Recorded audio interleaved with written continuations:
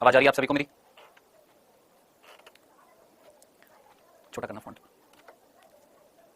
बढ़िया बढ़िया बढ़िया बढ़िया बढ़िया। चलो जी, नमस्कार आप सभी को, गुड इवनिंग। आशा करते हैं आप सभी एकदम तंदुरुस्त होंगे, बढ़िया होंगे, एकदम जबरदस्त होंगे। Good evening good evening good evening, नमस्कार, गुड इवनिंग नमस्कार, गुड इवनिंग नमस्कार, गुड इवनिंग। चैप्टर पढ़ रहे हैं बेटा, कौन सा? कोशिका चक्र और कोशिका विभाजन, ये हमारा अध्याय चल रहा है। और आशा करते हैं आप लोगों ने सैटरडे की क्लास जो केमिस्ट्री की हुई थी वो तो ली होगी, और फ्राइडे को जो क्लास हुई थी वो भी ली होगी ढंग से, ठीक है? हाँ जी, अनुराग बाबू। हाँ भाई, चलिए, कैसे हैं सभी? बढ़िया है, बहुत ही बढ़िया। हाँ सर, क्या बोर्ड के लिए अलग से कोचिंग करनी पड़ेगी? नहीं मेरे भाई, यहाँ पर पढ़ ले, अच्छे से पढ़ ले, सब कुछ कवर होएगा। नोट्स मैं दे रहा हूँ तेरे को, वो सारे के सारे नोट्स तुम्हें पढ़ने हैं। अच्छा मुझे ये बताइए, आप में से कितने बच्चों ने एनसीईआरटी संपूर्ण देख ली इस चैप्टर की? हाँ भाई, आप में से कितने बच्चे हैं जिन्होंने इस चैप्टर की एनसीईआरटी संपूर्ण देख ली है? हाँ भाई, है कोई यहाँ पर? कोई है जिसको नहीं पता?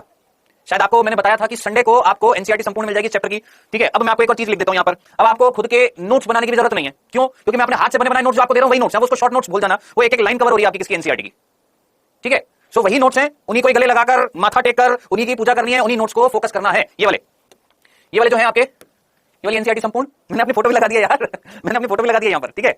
हाँ जी, मैंने अपनी फोटो भी लगा दी दोस्त यहाँ पर, ठीक है? सो ये आपकी एनसीईआरटी संपूर्ण चैप्टर है कोशिका चक्र कोशिका विभाजन, जिसमें ये मैंने अपने हैंड रिटन, अपने हाथों से लिखे हुए नोट्स आपको दिए हैं, ठीक है? ठीक है, एक एक लाइन कवर हो रही है, ए टू जेड सारी चीजें कवर हो रही हैं आपके नोट्स की। अब आज के बाद आपको ये जो दुविधा होती है ना कि सर नोट्स कैसे बनाए, सर नोट्स इधर से बनाए उधर से बनाए, किसके लें, कहां से लें, कैसे बनाए, बस ये नोट्स है। अब चाहता है तो इसको तो अपनी राइटिंग में लिख सकता है, वो एक और भी अच्छा तरीका होगा, क्योंकि जब तू पढ़ेगा, इसको समझेगा, खुद लिखेगा, तेरे को चीजें याद होंगी, है ना? तो ये भी रख, अपनी राइटिंग में लिखना चाहता है तो लिख ले यार। बाकी मेरी दरख्वास्त रहेगी आप सभी से कि टाइम वेस्ट मत करना। कई बच्चे क्या करते हैं, नोट्स को लेने के बाद में फिर इन्हीं को ही लिखने बैठ जाते हैं। हेल्पफुल होता है लिखने, प्रैक्टिस अच्छी होती है लिखने से, बट अब इतना टाइम नहीं है ना दोस्त आपके पास कि आप जो मैंने खुद ने हाथ से लिखा है वही तुम फिर अपने हाथ से लिखोगे, फायदा क्या? तो सिंपल एक काम करना, इसकी प्रिंट आउट निकलवाते जाना, ठीक है? तुम इसकी प्रिंट आउट निकलवाते जाना। कितने पेज है दोस्त यहाँ पर? देख जरा यहाँ पर। अच्छा, और ये तो थ्योरी हो गई, मतलब थ्योरी हो गई। उसके अलावा मैंने नीट 2023 में जो क्वेश्चंस आए वो डाल दिए 2023 के, ठीक है? और बाकी मैंने क्वेश्चंस प्रैक्टिस के लिए भी डाल दिए यहाँ पर, छोटे छोटे दिख रहे होंगे। जब आप इसकी प्रिंट आउट निकालेंगे ना, फोटो कॉपी निकालेंगे तो आप क्वेश्चंस भी दिख जाएंगे, ठीक है? सो एक काम करना, जरूर इसकी अगर निकलवा सकते हो प्रिंट आउट तो जरूर निकलवाना। इसमें कितने पेज है दोस्त? इसमें टोटल 34 पेज है, और 50 पैसे के हिसाब से अगर देखें भी, कई जगह 1 रुपए होता है, तो कईयों के हो सकता है 34 रुपए लग जाए, हो सकता है कई के 17 रुपए लग जाए। सो कहने वाली बात है कि प्रिंट आउट जरूर निकलवा लेना, और ये जितने भी चैप्टर्स की मैं एनसीईआरटी संपूर्ण देता जाऊं उन सबके प्रिंट आउट निकलवा लेना। यही मॉड्यूल है, और यही मॉड्यूल ना दोस्त आपके कोटा आपके यहाँ वहां यही दिए जाते हैं, कोई हाथ से लिखकर नहीं देता है। ये कोशिश मैं कर रहा हूं कि आपको हैंड रिटन दूं, ताकि आपको एक भरोसा हो कि हाँ हमारे साथ टीचर भी मेहनत कर रहा है। आप अगर मेहनत कर रहे हैं तो आपके साथ साथ हम भी कर रहे हैं, ठीक है? सर आपने डाल दिया है, कब का डाल दिया है? कल ही डाल दिया था, कल मॉर्निंग में ही डाल दिया था दोस्त। हाँ जी, चलो ठीक है। सर एक पेज 10 रुपए का, बेटा कलर्ड मत निकलवा, कलर्ड निकलवाने की कोई जरूरत नहीं है। कलर्ड मत निकलवाना, ब्लैक एंड व्हाइट, कलर्ड मत निकलवाना, ब्लैक एंड व्हाइट निकलवाना, ठीक है? कलर्ड मत निकलवाना, ब्लैक एंड व्हाइट। अगर निकलवा सकते हो, मैं ये भी नहीं बोलूंगा कि हाँ निकाल ही निकाल। अगर देख तेरा काम अगर इससे चल जाता है, फोन में पीडीएफ डाउनलोड कर लेते, इसी से काम चल जाता है, तो फिर कोई दिक्कत भी नहीं है, ठीक है? चलें, ओके डन। हाँ जी, ए स्टार बैच के बारे में बता दो, आज रात तक ए स्टार बैच बन जाएगा। लगभग उसमें 250 से 300 बच्चे जो है उनको ऐड किया जा रहा है, जिनके 500 से ज्यादा नंबर आए हैं, ठीक है? उनको क्वेश्चन की प्रैक्टिस स्टार्ट करा दी जाएगी। फिर उसके बाद अगला जो टेस्ट जो होगा उसमें जो 500 से ज्यादा लाएगा उसको डाला जाएगा, और जो ऑलरेडी इस बैच में है और अगर नहीं ला पाएगा, अब देखो चाहे 100 बच्चे हों चाहे 200 बच्चे हों चाहे कितने भी बच्चे, 500 से ज्यादा जो हर बार लाता जाएगा उसको ये बैच में डाला जाएगा, क्वेश्चन की प्रैक्टिस कराई जाएगी। देखो सीधी सी बात है, उस दिन भी मैंने आपको बता दिया था, ठीक है? बार-बार उसी चीज को रिपीट करेंगे तो कोई फायदा नहीं है, टाइम वेस्ट होगा। आइए स्टार्ट करते हैं। कौन सा? कोशिका चक्र कोशिका विभाजन। इस चैप्टर में हम लोगों ने कहां तक बात कर ली थी मैं एक बार बता देता हूं। देखिए यहाँ पर ये हम लोगों ने एनसीईआरटी पढ़ ली थी, ये वाले बिंदु हमने एनसीईआरटी के देख लिए थे, एक एक बिंदु हम कवर कर चुके थे, ठीक है? और मैंने आपको बोला था ये वाला जो बिंदु जो है, ये वाला पॉइंट जो है, ये वाला, अगर आप में से कोई ध्यान से सुना हो, मैंने आपको बोला था कि ये वाला बिंदु जो है ये मैं बाद में बताऊंगा। ये वाला याद आ रहा है? बोला था कि ये वाला बिंदु जो है ये मैं आपको बाद में बताऊंगा, और मैंने बोला था और बाद में बताऊंगा, सीधी सी बात है। ये वाला बिंदु मैंने बोला था बाद में बताऊंगा, ठीक है? उसके बाद हम लोगों ने समसूत्री विभाजन पढ़ा था। समसूत्री विभाजन में हमने अवस्थाएं पढ़ी थी। सबसे पहले पूर्वावस्था, कैरियोकाइनेसिस पढ़ा था सबसे पहले, पूर्वावस्था यानी प्रोफेज, फिर उसके बाद मेटाफेज यानी मध्यावस्था, फिर उसके बाद पश्चावस्था यानी एनाफेज, उसके बाद अंत्यावस्था यानी टीलोफेज, ठीक है? ये हम लोगों ने यहां तक बात कर ली थी। उसके बाद अगला टॉपिक जो आने वाला था वो था कोशिका द्रव्य विभाजन, जिसको हम क्या बोलते हैं? साइटोकाइनेसिस। अगला टॉपिक जो आने वाला था वो क्या था बेटा? साइटोकाइनेसिस, ठीक है जी, ओके? सो ये वाला टॉपिक अब हम पढ़ने वाले हैं। जो डिस्टर्ब करने वाले हैं उनसे मेरी दरख्वास्त रहेगी, मत करिएगा, ठीक है? बिना फालतू के मैसेज करने से कोई फायदा नहीं है, क्योंकि मैं रिप्लाई देने वाला नहीं हूं। चलो स्टार्ट करें। सर सबको बराबर का हक मिलना चाहिए, ये आकांक्षा सिंह, बराबर का हक सबको मिलना चाहिए, है ना? एक काम करो, सारी दुनिया में हर किसी को बराबर का हक दे दो, मैं भी तुमको दे दूंगा, ठीक है? सबको बराबर का हक दो, ठीक है? सबको बराबर का हक दो। मैं तो चाहता हूं सबको बराबर का हक मिले, फिर तो हमारा संविधान जो है उसकी ऐसी तैसी हो जाएगी, है? हमारे संविधान की ऐसी तैसी हो जाएगी। सबको बराबर का हक दे देते हैं, बोलिए कर दें? बैकलॉग बायो की कब होगी? परसों होगी। सबको बराबर का हक मिलना चाहिए। लो ना हक छीनना पड़ता है, मांगना पड़ता है, मेहनत करनी पड़ती है उसके लिए, ठीक है? सर कॉल्चिकाइसिन का क्या रिलेशनशिप है? अभी खत्म नहीं हुआ दोस्त, बताऊंगा, बोला था। सबको बराबर का हक है तो सबको नीट में फिर पास ही करा दो आकांक्षा। बराबर का सबको हक है तो फिर क्यों 500 नंबर ला रहे हैं? सबको बराबर का हक दो, 250 नंबर पर सबको दे दो, फिर एमबीबीएस। क्या बातें करते हो यार? आइए फोकस करते हैं यहाँ पर साइटोकाइनेसिस पे, बिना किसी टाइम वेस्टेज के। कोशिका द्रव्य विभाजन, साइटोकाइनेसिस, सिंपल सी बात है, टाइम वेस्ट नहीं करेंगे, पढ़ाई पर फोकस करेंगे। जिसको नहीं करना है उलूल जुलूल बातें करनी है करता जाए, मैं नहीं देख रहा हूं। बराबर का हक मांगते जाओ, ये करते जाओ, वो करते जाओ। जो साफ साफ बता दिया, मेहनत करेगा 500 से ज्यादा नंबर लाएगा तो उसको और अच्छे से प्रैक्टिस कराई जाएगी। क्यों? अरे जितना अच्छा प्रैक्टिस करेगा, जितनी अच्छी से करेगा प्रिपरेशन, तभी तो आगे बढ़ेगा ना। सोच 200 नंबर वाला ला रहा है, 200 नंबर वाला क्यों नहीं ला रहा है? 500 नंबर मेहनत नहीं कर रहा, मेहनत करेगा तभी तो हम मेहनत करेंगे ना तुम्हारे साथ। ये क्या बात होती है? सबको बराबर का हक मिलना चाहिए, क्या बात है? सेंटिमेंटल हो जाते हैं बिल्कुल ही, पढ़ाई नहीं कर रहे हैं, सेंटिमेंट चाहिए। एक और आया कल, हमको ना एक काम करो, आरंभ 1 दे दी, आरंभ 2 भी दे दो, सब जगह ना इसके साथ ये मुफ्त मिलता है, मुफ्त का कभी नहीं बचता, एक काम याद रखना, ठीक है। हमको इसके साथ ये दे दो, हमको इसके साथ वो दे दो। अरे तू 10 बैच ले ले, तेरा तब भी नहीं हो पाएगा। जो तेरे को यहां पर पढ़ा रहा हूं उस बैच में वही पढ़ाऊंगा, फिर क्या कर लेगा? सेम ही तो चीज है, कोई अलग है क्या? मतलब ऐसे ऐसे ऐसे बालक होते हैं, इसके साथ ये मुफ्त दे दो, ये दे दो, ये दे दो, ऐसे दे दो, वैसे दे दो, जो है जो अच्छा भला चल रहा है उससे कोई लेना देना नहीं है। नहीं, हमको इसके साथ ये चाहिए, हमको इसके साथ वो चाहिए। आइए चलिए आगे बढ़ते हैं। साइटोकाइनेसिस, साइटोकाइनेसिस सीधी सी बात है, कोशिका द्रव्य का विभाजन। बेटा पिछले लेक्चर में हम लोगों ने ये बात कर ली थी, हम लोगों ने अंत्यावस्था तक आते आते एक कोशिका जिसके अंदर एक केंद्रक था, उससे हमने क्या बना दी थी? एक कोशिका जिसके अंदर 2 केंद्रक है। ये काम हम लोग ऑलरेडी कर चुके थे, हम कैरियोकाइनेसिस कर चुके थे। क्या कर चुके थे? कैरियोकाइनेसिस कर चुके थे। अब हमें यहां पर जो कोशिका द्रव्य है उस कोशिका द्रव्य को क्या करना है? बांटना है, यानी क्या करना है? साइटोकाइनेसिस करना है। शांति से पढ़ लो, आकांक्षा, अरुण और जितने भी बालक हैं, नहीं तो 1 मिनट लगेगा ब्लॉक करने में, चुपचाप यहां पर पढ़ाई कर लो, ठीक है? चुपचाप शांति से। एक कोशिका जिसके अंदर एक केंद्रक था, कैरियोकाइनेसिस किया, कितने केंद्रक बना दिए? 2 केंद्रक बना दिए, ये हो गया था हमारा कैरियोकाइनेसिस। अब क्या करना है सर? अब करना है कोशिका द्रव्य का विभाजन। अब तुम अच्छे तरीके से जानते हो कोशिका द्रव्य का विभाजन 2 तरीके से होता है, एक पादप कोशिका में अलग विधि से होता है, जंतु कोशिका में अलग विधि से होता है। ध्यान से सुनिएगा, जंतु कोशिका में जिस विधि से होता है, जंतु कोशिका में जिस विधि से होता है उस विधि को क्या बोला जाता है? और पादप कोशिका में जिस विधि से होता है उस विधि को क्या बोला जाता है? नाम मैंने आपको पहले भी बताया हुआ है और आप बहुत अच्छे तरीके से जानते हैं। जंतु कोशिका में जिस विधि से होता है उसको हम बोलते हैं कोशिका खांच विधि। कौन सी विधि है? कोशिका खांच विधि। और पादप कोशिका में जिस विधि से होता है उसका नाम है कोशिका प्लेट विधि। फिर से ध्यान से सुन, क्या बोला मैंने? वापस से सुन, इधर देख। मैंने बोला तेरे से ये कि कोशिका जिसके अंदर एक केंद्रक, अभी तक इस चैप्टर में हमने समसूत्री विभाजन में क्या देखा था कि हमने इस कोशिका के अंदर कैरियोकाइनेसिस करा दिया था। कैरियोकाइनेसिस का मतलब केंद्रक का विभाजन, एक केंद्रक से 2 केंद्रक बना दिया, दिस इज कैरियोकाइनेसिस।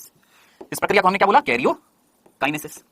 अब हमें क्या करना है? साइटोकाइनेसिस। साइटोकाइनेसिस का मतलब क्या है? साइटोकाइनेसिस अगर इस वर्ड पर भी फोकस करेगा हिंदी में आराम से समझ में आ जाएगा। कोशिका द्रव्य का क्या करना है? विभाजन करना है। यानी ये जो कोशिका द्रव्य है, इस कोशिका द्रव्य को अगर मैं बांट दूं तो कोशिका द्रव्य बट गया, और कोशिका द्रव्य बट गया तो 2 कोशिका बन गई, दिस इज कॉल्ड साइटोकाइनेसिस। इसी विधि को हम क्या बोलेंगे? साइटोकाइनेसिस बोलेंगे। हमारे पास 2 कोशिका आ गई हैं, तो हमने कोशिका द्रव्य को बांट दिया, इस प्रक्रिया को हम क्या बोलेंगे? साइटोकाइनेसिस। तो हमने बस इतनी सी तो बात बोली कि ये जो साइटोकाइनेसिस जो है ये पादप कोशिका में अलग विधि से होता है, जंतु कोशिका में अलग विधि से होता है। जंतु कोशिका में जिस विधि से होता है उसका नाम है कोशिका खांच विधि, और पादप कोशिका में जिस विधि से होता है उसका नाम है कोशिका प्लेट विधि। अब यहां पर आप बोलेंगे सर अंग्रेजी में क्या बोलेंगे? मैंने कहा आइए अंग्रेजी में देखते हैं। कोशिका खांच विधि जिसको हम इंग्लिश में बोलते हैं सेल फरो मेथड। क्या नाम दिया है? सेल फरो मेथड, ठीक है। और कोशिका प्लेट विधि जिसको हम इंग्लिश में बोलते हैं सेल प्लेट मेथड। सिंपल। तो भैया ये हमने हिंदी और इंग्लिश दोनों में वर्ड लिख दिया है, ठीक है। ये वाला ऑलरेडी हम पढ़ चुके हैं, ये वाला हम ऑलरेडी पढ़ चुके हैं, इसको हम ऑलरेडी पढ़ चुके हैं। कौन से चैप्टर में? सेल वाले चैप्टर में। एक एक चीज, एक एक बिंदु, एक एक टॉपिक तरीके से आपको ये समझा चुका हूं। हमें क्या पढ़ना है दोस्त? हमें पढ़ना है यहां पर कोशिका खांच विधि है, सेल फरो मेथड पढ़ना है। सबसे पहला बिंदु तो यहां पर ये सबसे पहला बिंदु यही होगा कि ये मेथड कौन सी कोशिकाओं में होता है? सर ये जंतु कोशिका में होता है। कौन सी कोशिका में होता है? सर जंतु कोशिका में होता है, ठीक है। अब आप मुझे बताएंगे जरा जल्दी से, हाँ जी जल्दी से मुझे बताओ, फटाफट मुझे बताइए, जितने भी बालक है आपके अंदर कौन सी विधि से होता है? बताओ आपके अंदर कौन सी विधि से होता है साइटोकाइनेसिस? कोशिका खांच विधि से होता है कि कोशिका प्लेट विधि से होता है? आपके अंदर कौन सी विधि से होता है ना? अभी आप पूछेंगे सर ये खांच क्या होता है? मैंने कहा रुक जा, तसल्ली रख, सारे डाउट क्लियर हो जाएंगे, स्टेप बाय स्टेप चल, भागा दौड़ी मत कर, सोच, दिमाग लगा। तुम्हारे अंदर कौन सी विधि से होगा? तुम कौन हो, मैं कौन हूं, हम कौन है? क्या हम पादप है? क्या पादप यानी प्लांट्स? क्या हम प्लांट्स हैं या जंतु हैं? हम ऑब्वियस ही बात है, वी आर एनिमल्स। हम क्या है? एनिमल्स हैं। हम जंतु हैं कि नहीं है? हाँ आप एक बोलेगा सर हम जानवर थोड़ी ना है। बेटा वी आर जानवर। हम कौन है? हम जानवर हैं, असली जानवर हैं। हम कौन है? हम जानवर हैं, हम जंतु हैं, हम प्राणी हैं, वी आर एनिमल्स। हमें जंतु श्रेणी में रखा गया है, ठीक है। तो यस वी आर एनिमल्स। जोर से बोलो, वी आर एनिमल्स, हम जानवर हैं, ठीक है। चलो सो जंतु कोशिका में होता है, क्या होता है? ये विधि होती है। अब इस विधि का मीनिंग समझते हैं, ठीक है। अब इस विधि का मीनिंग समझते हैं, ये तो समझ में आ गया ये विधि कौन सी कोशिकाओं में होगी, किन में होगी, है ना। अब बात आ रही है सर इसमें ये खांच क्या है? ये खांच क्या होता है? फरो, इसका मतलब क्या होता है? तो सिंपल भाषा में बोलूं, खांच फरो, इसको देसी भाषा में बोला जाता है दरार। अब मुझे बता, क्या तूने दरार आते हुए देखी अपनी दीवारों पर? बोल हाँ जी बोलो जल्दी से मुझे बताओ, क्या तुमने दरार आते हुए देखी है? दरार देखिए ना सभी ने, दरार का मीनिंग समझ में आता है ना। चलो और सिंपल मैंने कहा भाई ये तेरा घर है, ठीक है। इस घर में एक कमरा था। पापा ने क्या किया? इस घर में एक कमरा था, यहां पर पापा भी है, मम्मी भी है, बेटा भी है और एक और बेटा भी है। 2 बेटे हैं, एक बड़ा बेटा एक छोटा बेटा। पापा मम्मी, बड़ा बेटा छोटा बेटा। अब बड़े बेटे की हो गई शादी, बड़े बेटे की क्या हो गई है? शादी हो गई। अब जरा सोचो, उसको थोड़ा सा स्पेस अलग चाहिए। हाँ सर अलग चाहिए। तो पापा ने छत से एक दीवार खड़ी कर दी, और ये दीवार खड़ी करने के बाद में ये कमरा 2 भागों में बट गया। आधा हिस्सा पापा ने अपने बड़े बेटे और उसकी बीवी को दे दिया, और आधे हिस्से में वो खुद रहने लग गए अपनी बीवी के साथ में, पापा मम्मी और छोटा बेटा रहने लग गया। तो जरा सोच, क्या बट गया कि नहीं हो गया? बंटवारा हो गया कि नहीं हो गया? हाँ सर बंटवारा हो गया। एक दरार पड़ी, एक दरार, दीवार खींच दी। अगर दरार भी ना याद रखे तो दीवार लगा दे यार, दीवार दरार। भाई ये वर्ड जो है दीवार दरार, ये क्या कर रहे हैं? ये बंटवारा कर रहे हैं कि नहीं कर रहे? हाँ सर। तो भैया यहाँ पर खांच फरो का मतलब क्या था? एक प्रकार की दरार पड़ गई, एक प्रकार की दीवार खींच गई, एक प्रकार का बंटवारा कर दिया गया है किसमें? कोशिका में। ये है मीनिंग, ठीक है। डन, इतनी सी बात समझ में आ गई। खांच फरो का मीनिंग समझ में आ गया। चलिए ये मीनिंग तो समझ में आ गया। खांच या फरो का मतलब है कि कहीं ना कहीं बंटवारा कर देना, 2 भागों में बांट देना, ठीक है। चलो अब बात आ रही है सर होता क्या है? देखिए जब हम 11th क्लास में थे ना, ध्यान से सुनना, और आप भी जब 11th क्लास में होंगे या आप में से कुछ ड्रॉपर जिन्होंने जब ये टॉपिक पढ़ा होगा तो आपके टीचर ने पता है आपको कैसे पढ़ाया होगा? ध्यान से सुनना। आपके टीचर ने बोला कि देख बालक ये है कोशिका। क्या बोला? ध्यान से सुनना। जब आप 11th क्लास में होंगे या आप 12th क्लास में होंगे या आप ड्रॉपर होंगे तो मे भी पॉसिबल आपके टीचर ने कुछ इस तरीके से बताया होगा। देख बालक देखिए क्या कि देख बेटा कैरियोकाइनेसिस तो हो गया, ध्यान से सुनना, क्या हो गया? कैरियोकाइनेसिस तो हो गया, केंद्र का विभाजन तो हो गया। अब जंतु कोशिका में, कौन सी कोशिका में? जंतु कोशिका में कोशिका द्रव्य का विभाजन इस विधि से होता है। आपने पूछा मास्टर जी इस विधि में क्या होता है? तो मास्टर जी ने बोला कि बेटा देख ये कौन? तुमने बोला सर ये है झिल्ली। किसकी झिल्ली? कोशिका की झिल्ली।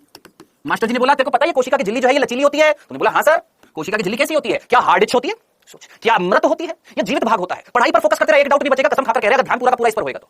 नहीं तो ध्यान तेरा अगर यहां पर होएगा ना मैं देख रहा हूं ना कोई और देख रहा है, तेरे कमेंट्स को वेस्टेज है। इधर पहले फोकस कर, फिर मैं वहां देखूंगा। कोशिका झिल्ली कैसी होती है? सोच, मृत होती है, जीवित होती है। मृत कौन था? कोशिका भित्ति थी। हार्ड कौन था? कोशिका भित्ति थी। कोशिका झिल्ली कैसी है यार? लचीली है। ये कह रहा मृत होती है, प्राची पटेल कह रही है मृत होती है। मृत बेटा कोशिका झिल्ली नहीं, कोशिका भित्ति होती है पादप कोशिका में। धुंधुलाल, हाँ जी, कोशिका झिल्ली कैसी होती है? जीवित होती है।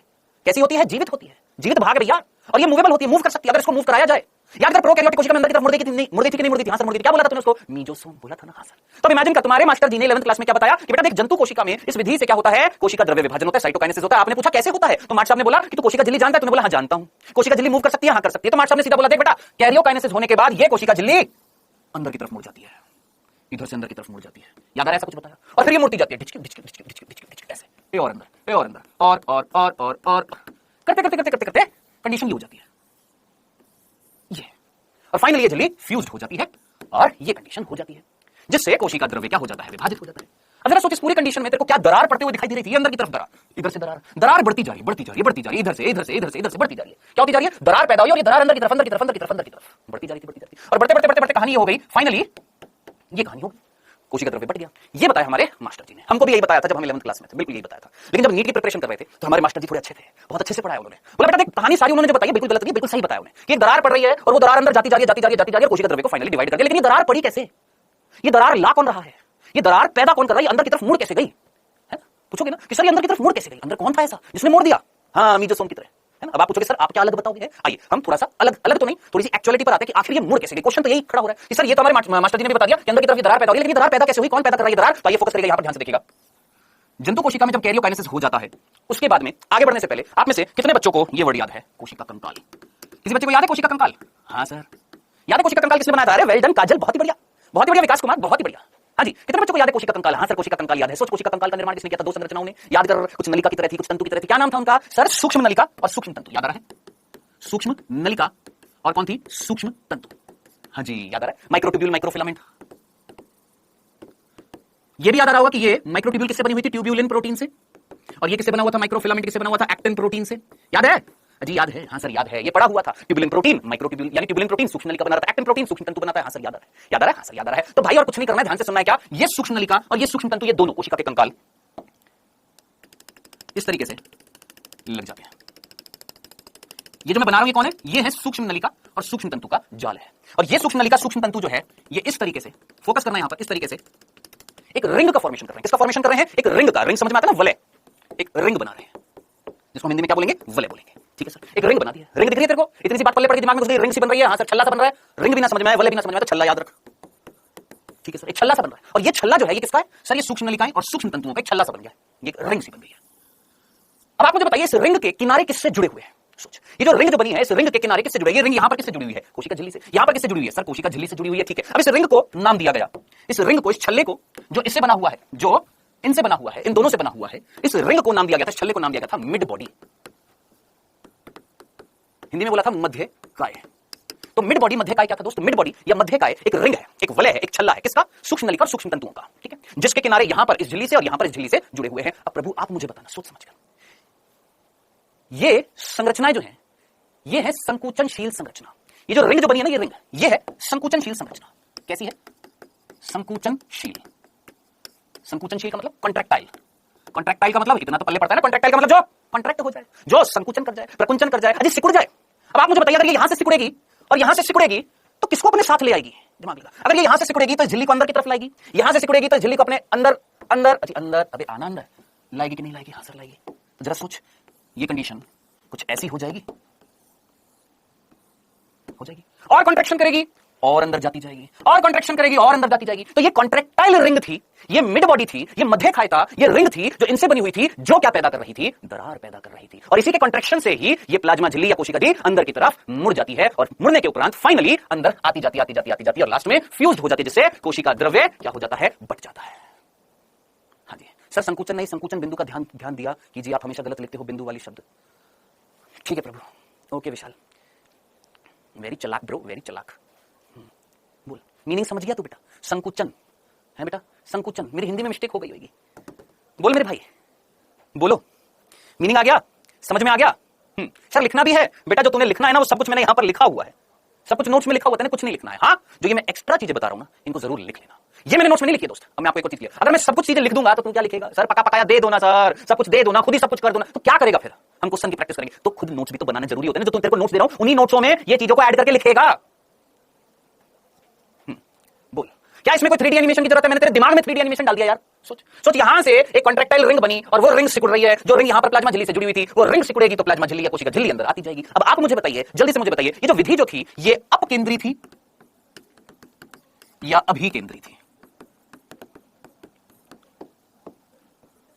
हाँ भाई, जल्दी से मुझे बताइएगा, ये विधि जो है ये आपको अपकेंद्री लग रही है या अभिकेंद्री लग रही है? बताओ, इज इट सेंट्रीपिटल कि सेंट्रीफ्यूगल? सर इन वर्ड का मीनिंग क्या है?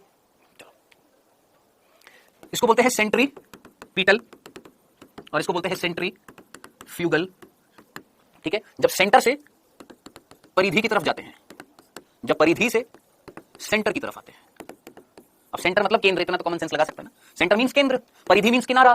तो ये बोर्ड है, इस बोर्ड का किनारा है। किनारे से अगर मैं सेंटर की तरफ आया तो अभिकेंद्री, सेंटर से मैं किनारे की तरफ गया अपकेंद्री। तब आंसर तुम ही बताओगे। बताओ ये विधि कैसी है? जल्दी से बताओ ये विधि कैसी है? क्या ये अपकेंद्रीय है या अभिकेंद्रीय है? आंसर आप सभी ने बिल्कुल सही दिया है, ये अभिकेंद्रीय है।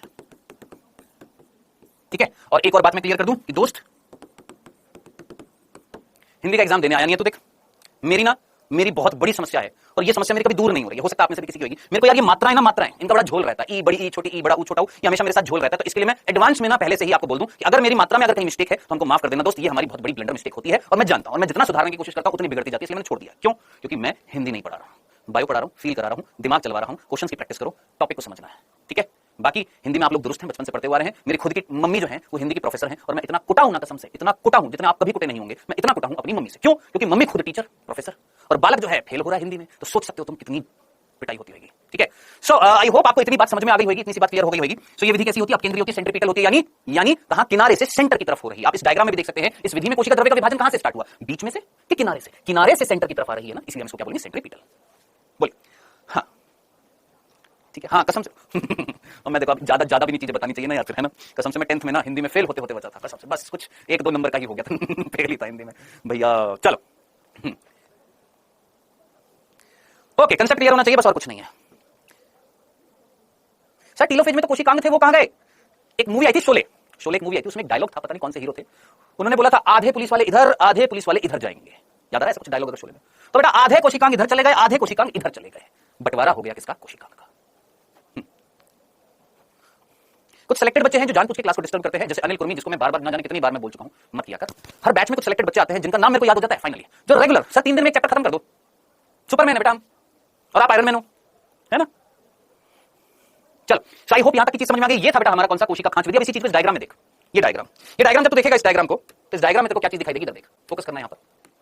ये एक सेल है, एनिमल सेल है, और इसके अंदर एक कोशिका झिल्ली है, और यहां पर तेरे को एक रिंग दिखाई दे रही है। इस रिंग को देख, यहां पर क्या लिखा हुआ है? माइक्रोफिलामेंटस रिंग दिख रही है। ये रिंग फिर कहीं ना कहीं कॉन्ट्रैक्ट होते हुए दिखाई दे रही है, एक फरो, एक दरार पैदा हो रही है जी, और फाइनली कोशिका द्रव्य क्या हो गया? विभाजन। बस सिंपल सा डायग्राम देखा था। कोशिका प्लेट विधि हम ऑलरेडी पढ़ चुके हैं, मैं बार-बार नहीं बताऊंगा, सिर्फ इतना सा हिंट दे देता हूं। पादप कोशिका में कोशिका प्लेट विधि में क्या हुआ था? जरा सोच, पादप कोशिका में कोशिका भित्ति है। सर इस पादप कोशिका में भी तो यही हो सकता था कि यहां पर एक रिंग बन जाती, कहा यहां पर भी एक रिंग बन जाती, फिर वो रिंग सिकुड़ती। बेटा रिंग अगर सिकुड़ती, क्या कोशिका भित्ति अंदर मुड़ पाती? अरे कोशिका भित्ति दृढ़ होती है, हार्ड होती है, मोटी होती है। क्या कोशिका भित्ति अंदर मुड़ पाती? नहीं मुड़ पाती। और यही चीज तेरी एनसीईआरटी में भी लिखी हुई है, क्या कि ये कोशिका भित्ति जो होती है, ये कोशिका भित्ति हार्ड होती है, अंदर मुड़ नहीं पाती है। इसलिए दूसरी विधि पादप कोशिका में होती है, जिसका नाम होता है कोशिका प्लेट विधि। अब इस विधि में क्या हुआ था? याद कर, कोशिका चैप्टर में पढ़ा था, क्या हुआ था इस विधि में? सर बीच में, यहां पर सेंटर में कुछ कोशिकांग इकट्ठे हुए थे। कौन से कोशिकांग थे? सर गोल्जिकाएं, सर सूक्ष्म नलिकाएं, सर अंतःप्रेरक द्रव्य जालिका, तीनों को मिलाकर क्या बोला था? फ्रेगमोप्लास्ट। याद आ रहा है? फिर वो फ्रेगमोप्लास्ट सेंटर से परिधि की ओर बढ़ते गए थे, फाइनली क्या बना दिया था? एक प्लेट बना दी, जिसको हमने क्या बोला था? मध्य पटलिका। फिर इस मध्य पटलिका से कोशिकांग जब आधे इधर जा रहे थे, तो गोल्जिकाएं ने क्या निकाला था? कैल्शियम और मैग्नीशियम पैक्टेट क्या बना दी थी? Middle lamella. याद है? फिर इधर की तरफ गोल्जिकाएं आ गई, इधर की तरफ गोल्जिकाएं ने फिर स्रावित क्या करी थी? प्राथमिक भित्ति, और फिर द्वितीय भित्ति क्या बनी थी? अंदर की तरफ। ये सब पढ़ा चुका हूं, सब सारी चीजें, ये सारी चीजें आपको पढ़ा चुका हूं। बोलिए, ये था आपका क्या? साइटोकाइनेसिस। इतना सा था क्या बेटा आपका साइटोकाइनेसिस? ये वाला ऑलरेडी हम पढ़ चुके हैं। बोलिए जनाब, यहां तक की बात में किसी को कोई कंफ्यूजन है? हाँ, एक बिंदु बस इतना सा। ये विधि जो होती है कैसी होती है, जरा ये जल्दी से सोच समझ के मुझे बता दीजिए। ये सेंटर से परिधि की तरफ होगी कि परिधि से सेंटर की तरफ होगी? तो आप अच्छे तरीके से जानते हैं इस विधि में कोशिका के सेंटर में क्या बना था? फ्रेगमोप्लास्ट। फिर वो फ्रेगमोप्लास्ट सेंटर से होता हुआ परिधि की तरफ गया था, तब बनी थी क्या? Cell plate. क्या बनी थी? प्लेट बनी थी। तो जरा सोचिए विधि कैसी थी? ये सेंट्रीफ्यूगल है कि सेंट्रीपिटल है? सर ये सेंट्रीफ्यूगल है, अपकेंद्रीय है। आई होप आपको इतनी सी बात समझ में आ गई होगी। बोलिए डन, चलें आगे। सर क्लीवेज नहीं समझ में आया, क्लीवेज मतलब दरार होता है बेटा। सर डेस्मोसोम्स क्या है? कोशिका वाले चैप्टर में तेरे को बता दिया था, जंतु कोशिका के बीच में जो कनेक्शन होता है उसको हम डेस्मोसोम्स बोलते हैं। चल आगे बढ़े।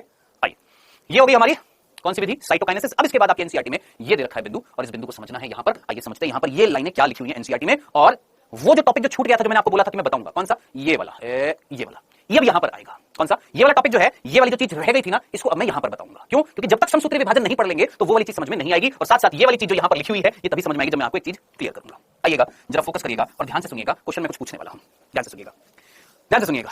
देखिएगा, हर चीज की जरूरी नहीं है सर इसकी खोज किसने करी, उसकी खोज किसने करी, सर सेल प्लेट की खोज किसने करी, सर सेल फरो की खोज किसने करी। जहां जरूरत होगी वहां पर बता देंगे, जहां जरूरत नहीं है वहां पर नहीं बताएंगे। ठीक है? अब जैसे तू अर्धसूत्री विभाजन पड़ेगा, ये अर्धसूत्री विभाजन, अर्धसूत्री विभाजन की खोज किसने करी, अर्धसूत्री विभाजन को डिटेल में किसने बताया, अर्धसूत्री विभाजन शब्द किसने दिया? कोई नहीं तेरे से पूछ रहा। हाँ, एक क्वेश्चन पूछा गया था, पहले पूछा गया था, अर्धसूत्री विभाजन शब्द किसने दिया, वो मैं तेरे को जरूर बता दूंगा। लेकिन अगर तेरे को खोज भी चाहिए तो वो भी बता दूंगा, लेकिन मैं पूछने वाला नहीं है। सिमिलरली साइटोकाइनेसिस की खोज किसने करी, ये वाली विधि की खोज किसने करी, ये वाली विधि की खोज किसने करी, ये वाली विधि की खोज किसने करी, कोई कुछ नहीं पूछने वाला है। मेन चीज क्या पूछने वाला है भैया? पादप कोशिका में किस विधि से होता है, जंतु कोशिका में किस विधि से होता है, बस ये पूछा जाएगा। इधर फोकस करना। यहां पर जो चीज लिखी है उसको समझने से पहले आप मुझे बताइएगा, आपको द्विगुणित अगुणित शब्द सभी को याद है? बताइए जल्दी से, क्या आपको द्विगुणित अगुणित शब्द सभी को याद है? बोलो बोलो बोलो बोलो जल्दी से, क्या आपको द्विगुणित अगुणित सभी को ये शब्द याद है? हैप्लॉइड और डिप्लॉइड सभी को याद है, सभी को पता है? चलो आप मुझे बताइए, जंतुओं की अगर मैं बात करता हूं, एनिमल्स की अगर मैं बात करता हूं, तो ज्यादातर एनिमल्स जो होते हैं, ज्यादातर उनका शरीर कैसा होता है? ज्यादातर जो होते हैं उनकी बॉडी जो होती है, उनका शरीर जो होता है, उनकी बॉडी जो होती है वो कैसी होती है? द्विगुणित होती है कि अगुणित होती है? तो याद रखना, ज्यादातर जो एनिमल्स जो होते हैं, ज्यादातर एनिमल्स जो होती है उनकी बॉडी जो होती है, उनकी शरीर जो होता है वो कैसा होता है? द्विगुणित होता है। मतलब उन शरीर, सपोज ये मेरा शरीर है, ये मान लिया अनिल कुर्मी का शरीर है ये, ठीक है, जिसको हर चीज में दिक्कत होती है, ठीक है। अब उसकी बॉडी के जो सेल्स जो है, अनिल कुर्मी की या तुम्हारी मेरी हम सभी की, ये बॉडी की जो सेल्स है ना, ये कैसी है बेटा? द्विगुणित है। द्विगुणित क्या होता है हम ऑलरेडी डिस्कस कर चुके हैं। अगर किसी बालक को नहीं पता तो क्लासेस पूरी अटेंड कर लेना, बैकलॉग सीरीज जो है, हालांकि वो परसों होगी, लेकिन उसमें सेल चैप्टर जो पढ़ाएगा वो पढ़ाऊंगा, ठीक है। हाँ भाई, सो ज्यादातर जंतु जो होते हैं वो कैसे होते हैं बेटा जी? डिप्लॉइड होते हैं, द्विगुणित होते हैं, ठीक है जी। कोई कंफ्यूजन नहीं है, सिंपल। प्रबल धाकड़ को इमीडिएटली क्लास से ब्लॉक कर दिया जाए 7-8 दिन के लिए, क्लियर करना इसको, कर दो प्रबल धाकड़। हाँ जी, नेक्स्ट इधर देखिएगा, एनिमल्स के बाद हम बात करते हैं प्लांट्स की, पादपों की, ठीक है। किसकी बात कर रहे हैं? पादपों की बात करते हैं। बेटा पादप जो होते हैं उनका शरीर ज्यादातर कैसा होता है? तो याद रखना, दोनों प्रकार के होते हैं। पादप जो होते हैं दोनों प्रकार के होते हैं। जैसे जब आप चैप्टर पढ़ेंगे कौन सा वनस्पति जगत, तो आपको पता लगेगा हम 5 प्रकार के पादप पढ़ते हैं। जो ड्रॉपर उनको याद होगा, जो नहीं है ध्यान से सुनना, 5 प्रकार के प्लांट्स होते हैं। Thallophyte, bryophyte, pteridophyte, gymnosperm, angiosperm. क्या क्या क्या? Thallophyte, bryophyte, pteridophyte, gymnosperm, angiosperm, ये 5 प्रकार के जब हम पादप पढ़ेंगे तो आपको पता लगा वहां पर कि कुछ यानी 50% मान लेते हैं, 40-50% इस तरीके से मान लेते हैं। कैसे होते हैं? शरीर जो होता है इनका, पादपों का शरीर जो होता है 40-50% का कैसा होता है बेटा जी? अगुणित होता है। और बाकी का कैसा होता है? द्विगुणित होता है। सर लगे हाथ ये भी बता दो, अपने नोट्स में जरूर लिख लेना, अगुणित किसका शरीर होता है? अगुणित शरीर किसका होता है? लिख लेना, थैलोफाइट्स का। किसका होता है? थैलोफाइट्स का होता है। और किसका होता है सर? ब्रायोफाइट्स का होता है, ठीक है। जबकि टेरिडोफाइट, जिम्नोस्पर्म और एंजियोस्पर्म जो होते हैं, इनकी बॉडी कैसी होती है बेटा? याद रखना, द्विगुणित होती है, याद रखिएगा, भूलना चाहिए। कौन? थैलोफाइट और ब्रायोफाइट जो होते हैं, इनका मुख्य पादप शरीर जो होता है, मेन बॉडी जो होती है वो कैसी होती है? अगुणित होती है। जबकि टेरिडोफाइट, जिम्नोस्पर्म और एंजियोस्पर्म जो होते हैं, इनकी बॉडी कैसी होती है? द्विगुणित होती है, याद रखिएगा, मेन बॉडी, ठीक है, याद रखना, भूलना चाहिए। अब आप मुझे बताइएगा, ये बताया ना 40-50%, आधे अगुणित होते हैं, आधों का शरीर कैसा होता है? द्विगुणित होता है। अब आप मुझे बताइएगा, सोच समझ कर मुझे बताइएगा, इनकी बॉडी में इस तरीके से दिखा देता हूं। सपोज ये बॉडी है और ये कैसी है? अगुणित है, यानी इस बॉडी की सेल्स कैसी है? अगुणित है, जबकि इन बॉडी की सेल्स कैसी है? द्विगुणित है। अब यहां पर दो कंसेप्ट सीखने को मिलेंगे। जो बच्चे सीरियसली पढ़ रहे हैं वो जरा ध्यान से सुनिएगा, जो बातें कर रहे हैं कोई लेना देना नहीं है तुमसे, सच्ची कह रहे हैं।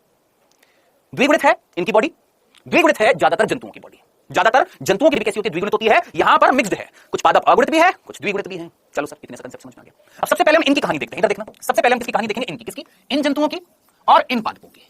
अगर तरीके से एक चीज ध्यान से सुनेगा, सारे के सारे कंसेप्ट समझ में आएंगे, कुछ भी दुविधा नहीं रहेगी। लेकिन अगर ध्यान से सुनेगा तब ना। सबसे पहले हम किसकी बात करते हैं? इन जंतुओं की बात करते हैं। इन जंतुओं की यानी तेरी मेरी हम जंतुओं की बात करते हैं, और इन पादपों की बात करते हैं। क्यों? क्योंकि देख बेटा, मैं भी द्विगुणित, ये पादपों का शरीर भी द्विगुणित है ना, मैं भी क्या? द्विगुणित, ये पादप भी क्या? द्विगुणित। आइए पहले सबसे पहले उन शरीर की बात कर लेते हैं। फर्स्ट कंडीशन हम किसकी बात कर लेते हैं? उन शरीर की बात कर लेते हैं, ऐसे शरीर की बात कर लेते हैं जो कैसे हैं? द्विगुणित है।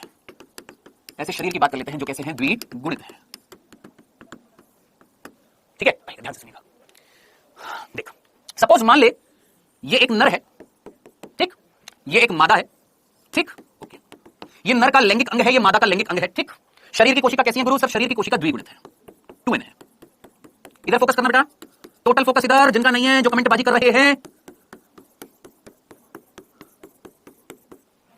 कोई लेना देना नहीं रहेगा, सच्ची कह रहे हैं। ये शरीर की कोशिका कैसी हैं सर? द्विगुणित हैं। यहां पर शरीर की कोशिका कैसी होंगी? यहां पर भी द्विगुणित होंगी। चलो सर आगे बढ़ते हैं, फटाफट आगे बढ़ते हैं। ये भी द्विगुणित, ये भी द्विगुणित। तो ये जो जनन अंग जो होंगे, ये मान लीजिए जनन अंग है, ठीक है। जनन अंग की जो कोशिकाएं वो भी कैसी हैं, द्विगुणित है। अब नर का जनन अंग कौन होता है आप जानते हैं, वृषण बोलते हैं, और मादा का क्या बोलते हैं, अंडाशय बोलते हैं। ठीक है सर, हमारी बात कर लेते हैं, जंतुओं की बात कर लेते हैं, उन जंतुओं की जिनका शरीर द्विगुणित है, उन पादपों की जिनका शरीर द्विगुणित है। आप मुझे बताइए लैंगिक जनन करने के लिए क्या बनाना पड़ता है, ये तो बेसिक सा क्वेश्चन है, 10वीं कक्षा में तुम पढ़िए थे। लैंगिक जनन करने के लिए क्या बनाने पड़ते हैं, युग्मक। इतनी सी बात जानते हो, लैंगिक जनन करने के लिए क्या बनाना पड़ता है, युग्मक बनाना पड़ता है, बनाना पड़ता है। अरे रटे मत, ये चैप्टर बहुत डीप है, ध्यान से सुन ले। क्या बनाना पड़ता है, युग्मक, गैमेट, है ना। और युग्मक हमेशा अपनी लाइफ भर याद रखना, जहां जहां मैं वर्डों पर, जब मैं वर्ड बोल रहा हूं जो हैवी, जोर से बोल रहा हूं, उस वर्ड पर फोकस कर। युग्मक हमेशा अगुणित होते हैं, लिख देता हूं। युग्मक हमेशा कैसे होते हैं, अगुणित होते हैं, हमेशा हमेशा हमेशा, कोई एक्सेप्शन नहीं होता, कोई अपवाद नहीं है। अब आप मुझे बताइएगा, सोच समझकर मुझे बताइएगा, इस नर को अगर युग्मक बनाना है, इस मादा को अगर युग्मक बनाना है, युग्मक अगर अगुणित है, और युग्मक यहां की जनन कोशिकाओं से बनाया जाएगा, जो जनन कोशिका कैसी है, द्विगुणित है, तो बांगड़ू जरा जल्दी से सोच, इन कोशिकाओं से ये कोशिका बनाने के लिए क्या गुणसूत्रों की मात्रा, सॉरी गुणसूत्रों की संख्या आधी करनी है। सोच, इनको मुझे जंतुओं को और इन पादपों को अगर युग्मक बनाने हैं, तो दिमाग लगा, क्या गुणसूत्रों की संख्या हाफ हो रही है, क्रोमोसोम की नंबर हाफ हो रही है। ये द्विगुणित कोशिका से अगुणित कोशिका बनानी है, तो क्रोमोसोम की नंबर हाफ हो रही है कि नहीं हो रही है ना, तो कौन सा विभाजन होगा, दिमाग लगा, जल्दी से सोच, कौन सा विभाजन होगा, समसूत्री की अर्धसूत्री। यार इतना तो कॉमन सेंस लगा सकता है, क्या होगा, अर्धसूत्री। डन, कोई दिक्कत तो नहीं, कंफ्यूजन तो नहीं था। चलें आगे, पक्का पक्का पक्का पक्का, डन डन डन। इतनी सी बात पल्ले पड़ गई, ये क्या बना दिया तुमने भैया, युग्मक। चलो सर, अब ये युग्मक फ्यूज होंगे, हाँ सर ये युग्मक फ्यूज होंगे, और फ्यूज होने के बाद क्या बनाएंगे सर ये एक द्विगुणित कोशिका बनाएंगे, जिसका नाम क्या है, युग्मनज, है ना, जायगोट, है मेरे भाई। क्या बनाएंगे, जायगोट, बिल्कुल सीधी सी बात है ना, सिंपल सा। क्या बना दिया, जायगोट बना दिया, सिंपल सा। ड्रॉपर बोला सर क्या बच्चों वाली चीज बता रहे हो, रुक जा भी, डन, क्लियर है। चलो अब ये युग्मनज क्या करेगा, अब जरा सोच, इस युग्मनज से मुझे शरीर बनाना है, इस युग्मनज से मुझे जो बच्चा पैदा करना है, या जो बच्चा पैदा होएगा, जो शिशु पैदा होएगा, ये जो अगली संतान पैदा हो रही है, अगली संतति पैदा हो रही है, बोलेंगे संतति, हाँ सर, अगली पीढ़ी जो पैदा हो रही है, ये कैसे बनानी है, सोच, दिमाग लगा, सिंपल सा कंसेप्ट है। अरे भैया माँ बाप अगर द्विगुणित है, माँ बाप अगर द्विगुणित है, तो बच्चा भी कैसा है, द्विगुणित होगा ना। यानी यहां पर कोशिका कैसी होगी सर, 2n होगी। जब जायगोट 2n है और इससे बनने वाला जो बॉडी है वो भी 2n है, तो द्विगुणित से द्विगुणित बनाने के लिए कौन सा विभाजन होगा, सोच सर, समसूत्री। कौन सा विभाजन होगा, समसूत्री। क्या इतना सा कंसेप्ट में किसी को दिमाग में कोई केमिकल लोचा हुआ, इतने से कंसेप्ट को समझने में किसी के दिमाग में कोई केमिकल लोचा हुआ, एक्सेप्शंस आर ऑलवेज देयर, एक दो बच्चों को हुआ होगा, उनको रिवाइज करना पड़ेगा दोस्त, मेहनत तुमको ज्यादा करनी पड़ेगी। सर ये 2n कैसे हो गई, बेटा तू ना 9 किसमें जा, सेकंड क्लास में जा, और सोच n प्लस n को अगर मैं जोड़ूंगा तो 5n होगा कि 2n होगा। Done, once more. अच्छा चलो आगे बढ़ते हैं, हो गया ये, वंस मोर एक बार बताता हूं, ठीक है। चलो सर ये वाली बात तो क्लियर हो गई है, यहां तक तो कोई कंफ्यूजन नहीं था, तुम्हारे अंदर भी यही हो रहा है, हमारे अंदर भी यही हो रहा है, ठीक है, ये तो चीज समझ में आ गई, ये तो सिंपल सी बात है। अब इधर देख, अब दूसरी कंडीशन ये है, दूसरी कंडीशन है खतरनाक, कैसी, अगर शरीर हो कैसा, जो हमने यहां पर पढ़ा, शरीर कैसा था, द्विगुणित था, अब की बार शरीर है अगुणित। सर ये किसमें मिलता है, ये वाली कंडीशन किसमें मिलती है, शरीर जो है अगुणित हो गया। देख एक तो मैंने तेरे को बता दिया, किसमें, प्लांट्स के अंदर। सर कौन से पादपों में मिलता है, थैलोफाइट में, ब्रायोफाइट में मिलता है। सर क्या किसी जंतु में भी मिलता है, हाँ मिलता है। किसमें मिलता है, तूने मधुमक्खी देखी है, हाँ सर। कौन सी मधुमक्खी, आगे चलकर तू पढ़ेगा, मधुमक्खी। मधुमक्खी के बारे में जब हम पढ़ेंगे तो मधुमक्खी का जो छत्ता जो होता है, उस छत्ते के अंदर एक फैमिली होती है, उस फैमिली में 3 सदस्य होते हैं, 3 प्रकार के। एक का नाम होता है ड्रोन, जिसको हम ड्रोन ही बोलते हैं इंग्लिश में। एक होती है रानी मक्खी, क्वीन बोला जाता है, और एक होती है श्रमिक, वर्कर कहा जाता है। ये जो मधुमक्खियां जो होती है, इन मधुमक्खियों के परिवार के 3 सदस्य होते हैं, इन 3 सदस्यों में से पर्टिकुलरली जो ड्रोन होता है ना, ड्रोन, ये बेटा ड्रोन, ये ड्रोन का शरीर जो होता है ये कैसा होता है, अगुणित होता है। सर समझ नहीं आया, अभी इतनी सी बात तेरे को पल्ले पड़ी क्या, मधुमक्खी नाम सुना तूने, हाँ सर। मधुमक्खी जो होती है ना 3 प्रकार की होती है, उनकी जो छत्ता जो होता है ना, छत्ता नाम सुना होगा, हाँ सर। उस छत्ते में मधुमक्खियां 3 प्रकार की मिलती हैं, एक का नाम होता है ड्रोन, एक होती है रानी, और एक होती है श्रमिक, ठीक है। तो ड्रोन जो होती है ना, ड्रोन, उनका शरीर कैसा होता है, अगुणित होता है। डन, इतनी सी बात पल्ले पड़ गई। अब इधर वापस से मैं यहां पर किसकी बात कर रहा हूं कि जब शरीर कैसा होगा, अगुणित होगा। अब इधर देख, अरे इधर देख, अब की बार पता नहीं किसकी सरकार, एक नर एक मादा, शरीर की कोशिका कैसी है, अगुणित। अब तू मुझे बताएगा सोच समझकर प्रश्न का आंसर, दिमाग लगा फटाफट, शरीर की कोशिका कैसी है सर, अगुणित है। हाँ जी, लैंगिक जनन कराना है, आपने हमको आंसर देना है। ये लैंगिक जनन कराने के लिए युग्मक बनाने पड़ेंगे। बताओ मेरे बंगड़ू, युग्मक हमेशा अगुणित होते, तुमको मैंने अभी यहां पर बताया, युग्मक हमेशा अगुणित है। अब आप मुझे बताएं, इस बॉडी से ये वाला युग्मक अगर बनाना है, यानी अगुणित कोशिका से अगुणित कोशिका अगर बनानी है, तो प्रभु हमको बताएं कौन सा विभाजन कराओगे, सोचो कौन सा विभाजन कराओगे। अगुणित से अगुणित बनानी है, हैप्लॉइड से हैप्लॉइड बनानी है, गुणसूत्रों की संख्या समान है, आधी होती है, आधी दिख रही है क्या तुमको, नहीं सर, सेम, हैप्लॉइड से हैप्लॉइड, तो कौन सा विभाजन होगा, कौन सा होगा सर, इनमें से नर कौन है और मादा कौन है। देखो आगे अनिल कुर्मी कह रहा है, सर इनमें से नर कौन सा है, मादा कौन सी है। हाँ जी, कौन सा विभाजन होगा। देख ये है पर्टिकुलरली अनिल कुर्मी, जिसके अंदर दिमाग की है बहुत कमी। दिस इज अनिल कुर्मी, जिसके अंदर दिमाग की बहुत कमी। ठीक, अच्छा लगा, मजा आया। हाँ भाई जल्दी से मुझे बताइए यहाँ पर कौन सा विभाजन होगा, समसूत्री विभाजन। क्यों, अरे भैया गुणसूत्रों की संख्या कैसी है, समान है। ये भी हैप्लॉइड था, ये भी हैप्लॉइड, ये हैप्लॉइड, ये हैप्लॉइड, कौन सा विभाजन हो गया सर, समसूत्री विभाजन हो गया है। अब अनिल कुर्मी अब बिल्कुल भी एक शब्द नहीं आना चाहिए, चुपचाप बैठ के पढ़ाई कर, पढ़ाई चित्तर पड़ेगी, चित्तर, अगर पढ़ाई नहीं करेगा तो। हाँ जी, समझ में आ गई यहां तक की बात? ओके, चलिए अब आगे बताइए, फटाफट बताइए, जल्दी से बताइएगा, ध्यान से जल्दी से बताइए। ये युग्मक बन गए हैं, फोकस इधर, फोकस। तुम 1 मिनट में फोकस तोड़ देते हो यार कसम से, मैं देख नहीं रहा तेरी तरफ जितने भी अभी। ये है शरीर अगुणित, फोकस कर यहां पर। मैं कैसे शरीर की बात कर रहा हूं? अगुणित शरीर की। ये शरीर अगुणित था, ये शरीर अगुणित है। सर किसका शरीर अगुणित होता है? मैंने तेरे को उदाहरण बता दिया किसका, पादपों में थैलोफाइट्स का, ब्रायोफाइट्स का, यानी आधे से ज्यादा पादप जो होते हैं उनका अगुणित शरीर होता है। मैक्सिमम जंतुओं का ये होता है, लेकिन एक जंतु ये भी याद रखना, मधुमक्खी, जो कि नर मधुमक्खी, याद रखना, नर मधुमक्खी जिसका नाम होता है ड्रोन, ये भी अगुणित होता है। अब इनका शरीर अगर अगुणित है और इनको अगर लैंगिक जनन करना है तो इनको क्या करना पड़ेगा? युग्मक जो पैदा करना है, वो पैदा करने के लिए कौन सा विभाजन करना पड़ेगा? समसूत्री। अब मुझे बताइए युग्मक पैदा होने के बाद में क्या बनेगा? सर ये युग्मक फ्यूज हो जाएंगे, क्या बनेगा? सर जायगोट बनेगा। जायगोट जो होगा वो कैसा होगा? द्विगुणित होगा। मैंने कहा बिल्कुल सही है जनाब, जायगोट हमेशा कैसा होता है? द्विगुणित। क्यों सर? अरे बांगड़ू, जब युग्मक हमेशा अगुणित है, युग्मक जब हमेशा अगुणित है तो अगुणित अगुणित जुड़ेगा तो हमेशा जायगोट कैसा होगा? अगुणित होगा सर। डन। चलो अब आप मुझे बताइएगा, बांगड़ू सोच समझकर बताइएगा, बांगड़ू दिमाग लगाइएगा, इस युग्मनज से जो शरीर तू बनाना चाहता है, वो शरीर की कोशिका तू कैसी बनाना चाहता है? दिमाग लगा। मम्मी पापा अगुणित तो बच्चा द्विगुणित? नहीं, बॉडी तो यहां पर भी कैसी होगी? सोच, मम्मी भी अगुणित, पापा भी अगुणित, तो जो बच्चा होगा उसका शरीर कैसा होगा? वो भी सर अगुणित होगा। लेकिन सर जी यहां पर युग्मक तो द्विगुणित था, इस द्विगुणित युग्मक से आप अगुणित शरीर कैसे बनाओगे?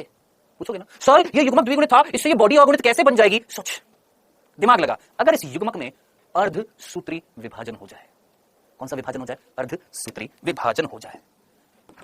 कौन सा विभाजन हो जाए? अर्धसूत्री विभाजन हो जाए, तो इमेजिन कर द्विगुणित से अगुणित कोशिका बनेंगी कि नहीं बनेंगी? डन अजी, डन डना डन डन अजी, समझ में आया? अजी बताओ। अब जरा 2 इंग्लिश के वर्ड और सुन ले, फिर आगे बढ़ते हैं। देख इधर, मैं तुमसे प्रश्न पूछूंगा। देख, एक वर्ड लिखा हुआ है जाइगोटिक मियोसिस, एक वर्ड है जाइगोटिक माइटोसिस, एक है गैमेटिक माइटोसिस, एक है गैमेटिक मियोसिस। सर हिंदी में, बेटा हिंदी में ले, युग्मनजीय अर्धसूत्री विभाजन, युग्मनजीय समसूत्री या सिंपल सूत्री, समसूत्री लिख देते हैं, समसूत्री विभाजन, युग्मकीय समसूत्री विभाजन, युग्मकीय अर्धसूत्री विभाजन। बताओ जनाब, यहां पर ये वर्ड मैंने लिखे हुए हैं, ठीक है? सर हिंदी में बताओ। चल हिंदी में लिख दिया, हिंदी में भी लिख दिया, इंग्लिश में भी लिख दिया है। चलो अब बताइए फटाफट मुझे बताइए, इस कंडीशन में, ये वाली जो कंडीशन मैंने आपको बताई थी जहां पर शरीर कैसा था? द्विगुणित था। इस कंडीशन में देख लो एक बार, इसको देख लो और मुझे बताओ फर्स्ट और सेकंड कंडीशन में से कौन सी कंडीशन को मैं यहां पर लिखूंगा आपके सामने? ये है कंडीशन, इन दोनों में से कौन सा वर्ड यूज में? फर्स्ट लूं कि सेकंड लूं? देख यहां पर दिमाग लगा, यहां पर युग्मक बनाने के लिए मियोसिस हो रहा था कि माइटोसिस हो रहा? सर युग्मक बनाने के लिए, युग्मक बनाने के लिए, गैमेट बनाने के लिए, माफ करना, गैमेट बनाने के लिए, युग्मक बनाने के लिए समसूत्री हो रहा था कि अर्धसूत्री होता? सर युग्मक बनाने के लिए, इधर इधर इधर कहां गया? जाइगोटिक माइटोसिस कहां गया? जाइगोटिक माइटोसिस, हां, जाइगोटिक माइटोसिस और गैमेटिक मियोसिस। हां, युग्मक बनाने के लिए अर्धसूत्री विभाजन हो रहा था कि समसूत्री हो रहा था? यहां पर देख, वापस देख, युग्मक बनाने के लिए, ये युग्मक बनाने के लिए अर्धसूत्री हो रहा था कि समसूत्री हो रहा था? सर युग्मक बनाने के लिए अर्धसूत्री हो रहा था। और युग्मनज में कौन सा हो रहा था? युग्मनज में समसूत्री हो रहा था। युग्मनज में कौन सा हो रहा था? सर समसूत्री हो रहा था। और युग्मक बनाने के लिए अर्धसूत्री हो रहा था। तो इस कंडीशन के लिए ये टर्म यूज में ली जाएंगी। क्या तू ये याद रख सकता है? नहीं आया? वापस से देख बेटा, युग्मक बनाने के लिए, ये युग्मक तेरे को दिख रहे हैं, ये युग्मक बनाने के लिए कौन सा विभाजन है? अर्धसूत्री। और जो युग्मनज है उसमें कौन सा हो रहा है? समसूत्री। अब इधर देख, युग्मनज में समसूत्री विभाजन हुआ और युग्मक बनाने के लिए क्या हुआ? अर्धसूत्री हुआ। अब इस कंडीशन पर युग्मक बनाने के लिए समसूत्री, युग्मक बनाने के लिए समसूत्री, हां सर। और युग्मनज में क्या हुआ? सर इस युग्मनज में हुआ अर्धसूत्री, युग्मनज में हुआ अर्धसूत्री। तो ये वाली कंडीशन किसके लिए होती है? याद रखना, लिख लेना अपनी कॉपी में, ये वाली कंडीशंस उन शरीर के लिए होती है जब शरीर कैसा होता है? अगुणित होता है। और ये वाली कंडीशंस हमारे लिए होती है, याद रखना। ये वाली कंडीशंस किसके लिए होती है बेटा? भूलना जाना। ये वाली कंडीशंस जब शरीर कैसा था? अगुणित था। ये वाली कंडीशंस किसके लिए? जब शरीर कैसा था? द्विगुणित था। बोल मेरे भाई, इतनी सी बात को समझ में आई? ये वाली कंडीशंस, ये वाली जो किसमें मिल रही थी, यहां पर लिख देता हूं, ये वाली कंडीशंस किसमें मिल रही थी? सर पादपों में मिल रही थी और कुछ जंतु। कौन से? पर्टिकुलरली मधुमक्खी। बोल मेरे भाई, क्या ये बात याद रहेगी? बोलो बोलो, इतनी सी बात याद रहेगी? भूलेंगे तो नहीं? याद रहेगा? भूलेगा तो नहीं? डंडना डंडन, चलें आगे, कोई कंफ्यूजन तो नहीं है? पक्का? ठीक है, अब आजा उस वर्ड पर जो मैंने बोला था, यहां पर बताऊंगा। पढ़ इसको, पढ़ो इसको, पढ़ो पढ़ो पढ़ो पढ़ो पढ़ो पढ़ो, जल्दी से पढ़ो पढ़ो। क्या लिखा हुआ है? प्राणियों में सूत्री, सूत्री का मतलब यहां पर क्या बेटा? समसूत्री। याद रखना, कई बार हिंदी का ये वर्ड समझ में नहीं आता, जब आप इसको इंग्लिश में देखोगे तो माइटोसिस लिखा हुआ है ना। प्राणी मींस एनिमल्स, एनिमल्स में समसूत्री विभाजन केवल द्विगुणित कायिक कोशिका में ही दिखाई देता है। हालांकि कुछ अपवाद है, हैप्लॉइड अगुणित कोशिका भी मिलता है। किसमें मिलता है? नर मधुमक्खियों में मिलता है। इसके अलावा सूत्रीय विभाजन यानी समसूत्रीय विभाजन अगुणित और द्विगुणित दोनों कोशिकाओं में मिलता है। किसमें? पादपों में, क्योंकि आधे अगुणित वाले हैं, आधे द्विगुणित वाले हैं। बोलिए। हाँ मैगी हनी बी में पार्थेनोजेनेसिस होता है, लेकिन उस पार्थेनोजेनेसिस से जो कोशिका बनती है फिर उसका विभाजन किससे होता है? समसूत्री से। हाँ तो शिवम 57 उनको करना है, पीछे उसके आंसर दिए उनको करना है। हाँ जी चल डन, क्लियर है ये वाली चीज, समझ में आ गया? सर सूत्री विभाजन का महत्व नहीं बता। अबे चंपट, पहले ये तो पढ़ ले फिर उसके बाद वो अगला टॉपिक आ रहा है। हाँ सर इसके बाद वाली लाइन समझ में नहीं आई क्या? पादपों में पीढ़ी एकांतरण। हाँ सर ये चीज समझ में नहीं आई, ये कब आएगी? साफ साफ एनसीईआरटी ने बोल रखा है ना, कब आएगी? जब 11वीं कक्षा का तीसरा चैप्टर पढ़ेगा जिसका नाम है वनस्पति चक्र, वहां पर जब तू पढ़ेगा पीढ़ी एकांतरण तो वहां पर क्लियर होगा। हमारी एनसीईआरटी में झोल है क्या? इधर की चीज इधर डाल दी, इधर की चीज इधर डाल दी तो पगला जाता है बालक। अब सीधी सी बात है, कोई नया नया बच्चा 11th क्लास में आया, 11th क्लास में आते उसने एनसीईआरटी खोलकर पढ़ना स्टार्ट कर दिया, वो तो पगला जाएगा, कहेगा ये क्या होता है पादपों में पीढ़ी एकांतरण। बेटा ये तीसरे अध्याय में पढ़ेगा वनस्पति जगत में, वहां पर तेरे को बताऊंगा कि एक शरीर कैसा होता है, अगुणित होता है, तो उसके बाद उसी के ही जीवन चक्र में एक और पीढ़ी आती है जो कैसी होती है, इसको हम क्या बोलते हैं? पीढ़ी एकांतरण बोलते हैं। तो ये आएगा, टेंशन ना लेना, ठीक है? सर कायिक का मतलब क्या होता है? बेटा एक होता है जननीय भाग और एक होता है कायिक भाग। तेरी आंखों की, बालों की, त्वचा की ये कोशिका कैसी है? क्या ये जननीय कोशिका जनन से संबंधित है या ये वृद्धि करने वाली कोशिका है? सर वृद्धि करने वाली कोशिका है ना। तो ऐसी कोशिकाओं को क्या बोलते हैं? कायिक कोशिका। जिसमें सिंपल से एग्जांपल पूछता हूं, तने की कोशिका, जड़ों की कोशिका, तने की कोशिका, जड़ों की कोशिका, पत्ती की कोशिका, क्या ये जनन कोशिका होंगी या पुष्प की कोशिका? जो पुष्प की कोशिकाएं होंगी वो जननीय कोशिका होंगी। सोच एक लैंगिक जनन कौन सा, एक पेड़ के अंदर लैंगिक जनन वाला भाग कौन सा होता है? पुष्प होता है ना। तो जरा सोच, एक होता है कायिक भाग और एक होता है जननीय भाग। कायिक भाग वो जो वृद्धि से संबंधित है, जननीय भाग वो जो जनन से संबंधित है। डन। चले सो ये वाला बिंदु था जो मैंने आपको क्लियर कर दिया कि बेटा पादपों में अगुणित और द्विगुणित दोनों कोशिकाओं में होता है, लेकिन जंतुओं में सभी में द्विगुणित कोशिकाओं में। अरे भैया ज्यादातर जंतु कैसे हैं? द्विगुणित है। अपवाद याद रख लेना, जैसे नर मधुमक्खी अगुणित होती है। Done clear. चलो अब ये वाला जो बिंदु जो था सर ये वाला रह गया, सर ये वाला रह गया क्या? कोशिका विभाजन का महत्व, समसूत्री कोशिका विभाजन का महत्व। मैंने कहा समसूत्री कोशिका विभाजन का महत्व पढ़ने से पहले जरा ऊपर वाली लाइन को खुद पढ़ एक बार, पढ़ ऊपर वाली लाइन को। भैया ये स्ट्रिक्टली एक इधर आइएगा, ये स्ट्रिक्टली इस बालक को मेरी नजरों के सामने से पता नहीं कितने दिन के लिए मेरे को नहीं पता अल्टीमेटम ब्लॉक कर दीजिएगा अनिल कुर्मी को। ये बहुत ज्यादा डिस्टर्बेंस क्रिएट कर रहा है यार, बहुत ज्यादा। इमीडिएटली यार इसको बिल्कुल फालतू मैसेज, बिल्कुल सर हमको भूख लगी क्लास बंद कर दो। हाँ जी बेटा बैच बंद कर दूंगा, समझ आ गई ना तेरा? तो आराम से भूख मिटाता रहे ना, पढ़िए इसको। सर नहीं समझ में आया, मैंने आओ पढ़ लेते हैं हम पढ़ते हैं। इधर देखिएगा, सूत्रीय विभाजन या मध्यवर्ती विभाजन। क्या सर? सूत्रीय विभाजन तो समझ में आता है, समसूत्री विभाजन इसको मध्यवर्तीय क्यों बोला? मध्यवर्ती मींस मध्य मींस बीच में, यानी एक ऐसा विभाजन जिससे फाइनली इसको ना इक्वेशनल बोलते हैं। इक्वेशनल का मतलब एक ऐसा विभाजन जिसमें गुणसूत्रों की संख्या क्या रहती है? बराबर रहती है। केवल द्विगुणित कोशिका में होता है। क्या बोला हमने? समसूत्री विभाजन केवल द्विगुणित कोशिका में होता है। वापस से देख इधर देख, यहां पर तूने जब कंसेप्ट सीखा था, कहां गया कहां गया कहां गया कहां गया कहां गया कहां, हाँ यहां पर तूने कंसेप्ट सीखा था, यहां पर देख समसूत्री विभाजन तेरे को किस में दिखाई दे रहा है? प्राणियों की बात कर रहा हूं मैं, देख प्राणियों की बात कर रहा हूं। यहां पर शरीर द्विगुणित है, इसका उदाहरण क्या था? प्राणी 50% पादप लिख देता हूं मान ले ऐसे, ठीक है? बता प्राणियों के अंदर मैं बात करूं, एनिमल्स के अंदर मैं बात करूं, एनिमल्स के अंदर समसूत्री विभाजन तेरे को किस में दिखाई दिया? अगुणित कोशिका में या द्विगुणित कोशिका में? बस इतनी सी बात, जल्दी से फाइनल बताइएगा। हाँ जी आपको इस पूरी प्रक्रिया में समसूत्री विभाजन कहां लिखा हुआ दिखाई दे रहा है? सर यहां पर किसमें हो रहा है? द्विगुणित कोशिका में हो रहा है कि नहीं हो रहा? अरे भैया शरीर की कोशिका द्विगुणित, अभी तेरी कोशिकाओं में कौन सा विभाजन चल रहा है? द्विगुणित कोशिकाओं में समसूत्री चल रहा है ना। तो यहां पर क्या लाइन लिखी हुई थी क्या कि भैया सूत्री विभाजन जो होता है वो केवल द्विगुणित कोशिकाओं में होता है। लेकिन लेकिन लेकिन क्या अगुणित में हो सकता है? क्या अगुणित कोशिकाओं में समसूत्री विभाजन हो सकता है? निम्न श्रेणी के पादप और कुछ कीट की अगुणित कोशिका में भी सूत्री विभाजन होता है। सर ये लाइन समझ में नहीं आई? अरे इधर देख यार, इधर देख, शरीर कैसा था? अगुणित पादपों में, कुछ जंतुओं में, किसमें? कीट, मधुमक्खी क्या है? कीट, इंसेक्ट है। इनमें जरा देख यहां पर ये कोशिका कैसी थी? सर अगुणित। कैसी थी? अगुणित। अगुणित कोशिका में क्या तेरे को समसूत्री नहीं दिख रहा? दिख रहा है ना, दिख रहा है ना। तो बस यही तो लाइन लिखी हुई है गुरु, और क्या बताऊं मैं, किस तरीके से बताऊं? बता, और किस लेवल पर मैं गिरूं तेरे को समझाने के लिए? इतने से बता दिया, एक एक कंसेप्ट तेरे को बता दिया। क्या कि जरूरी नहीं है कि समसूत्री सिर्फ द्विगुणित कोशिका में हो, अगुणित कोशिका में भी हो रहा है। अगुणित में किसमें हो रहा है? एग्जांपल सहित तेरे को बता दिया है। कुछ निम्न श्रेणी के पादप, निम्न श्रेणी के पादप कौन से होते हैं? थैलोफाइट, ब्रायोफाइट, निम्न श्रेणी के पादप जो पहले आए थे उनमें। और किसमें? सर कीटों में। कौन से कीट में? ये भी तेरे को बता दिया। मधुमक्खी जो वहां पर लिखा हुआ था, यहां पर लिखा हुआ था मधुमक्खी, देखिए यहां पर लिखा हुआ है, ये देखिए यहां पर लिखा हुआ था नर मधुमक्खी, यहां पर लिखा हुआ है। बता, सारा तो कंसेप्ट क्लियर करा दिया। डन। सूत्री विभाजन होता है, सूत्री यानी समसूत्री विभाजन होता है। अब ये तो हो गया समसूत्री विभाजन होता किसमें। अब बात आ रही समसूत्री विभाजन का फायदा क्या है। ठीक है, समझ में आ गया क्या बोला बेटा मैंने इस लाइन में आपको ये बता दिया कि समसूत्री विभाजन कौन सी कोशिका में होता है। ये तो क्लियर है, ये क्लियर है। जरा एक बार थम्स अप के साथ में मेरे को जितने भी बच्चे हैं जरा फटाफट थम्स अप भेज दीजिए, ताकि अनिल कुर्मी का मैसेज मेरे को बार-बार ना दिखे, क्योंकि लगातार मैं नहीं समझ पा रहा हूं यार इस बालक को क्यों ये डिस्टर्ब कर रहा है। एक बार थम्स अप का निशान दे दीजिए ताकि इसका मैसेज मेरे को दिखाई ना दे। हाँ जी चलो जी, बहुत बढ़िया, डन, थैंक यू। ये तो समझ में आ गया कि समसूत्री विभाजन कौन सी कोशिका में होता है। द्विगुणित में भी होता है, अगुणित में भी होता है। अब बात करते हैं, सोच समझकर मुझे बता जल्दी से, समसूत्री विभाजन का फायदा क्या है। महत्व लिखा हुआ है ना, महत्व का मतलब फायदा। क्यों हो रहा है समसूत्री विभाजन, क्यों करा रहे हैं समसूत्री विभाजन, महत्व देख लेते हैं। और ये महत्व हम सीधा अपनी किससे देखेंगे? यहां से देखेंगे। एनसीईआरटी संपूर्ण खोल लीजिए। अच्छा नहीं है तो कोई बात नहीं, अभी आइए एनसीईआरटी संपूर्ण आपको दिखाते हैं समसूत्री विभाजन का महत्व। अच्छा एनसीईआरटी संपूर्ण में अगर आप देखेंगे तो मैंने यहां पर इस तरीके से हाईलाइट भी किया है कि कौन से साल में कहां से क्वेश्चन आया था। जैसे पीएमटी में 2010 में आया था, ठीक है, और भी मैंने यहां पर लिखे हुए हैं, देख नीट 2013 में आया हुआ है यहां पर, ठीक है, तो ये मैंने हाईलाइट करके यहां पर लिखे हुए, जरूर देखिएगा। आइए, समसूत्री विभाजन की बात कर रहे थे हम, समसूत्री विभाजन का महत्व, ये यहां पर दिखेगा आपको, ये लिखा हुआ। हाँ जी, दिख रहा है। आइए, सिर्फ 2 पॉइंट लिखे हुए हैं समसूत्री विभाजन के महत्व, 2 पॉइंट, 2 से 3 है यहां पर, ठीक है, ठीक है। आइएगा, समसूत्री विभाजन का महत्व क्या है, ध्यान से सुनिएगा। बहुकोशिकीय जीवों में वृद्धि केंद्रक कोशिका द्रव्य के बीच के अनुपात बना रहता है। यहां पर जो बिंदु लिखा हुआ था कि भैया ये जो समसूत्री विभाजन है, इसका फायदा क्या है, ये जो माइटोसिस है, इस माइटोसिस का समसूत्री विभाजन का फायदा क्या है, इसका महत्व क्या है, ये क्यों हो रहा है, फायदा, इसका फायदा क्या है, इसका महत्व क्या है, हमें तो ये देखना था, है ना।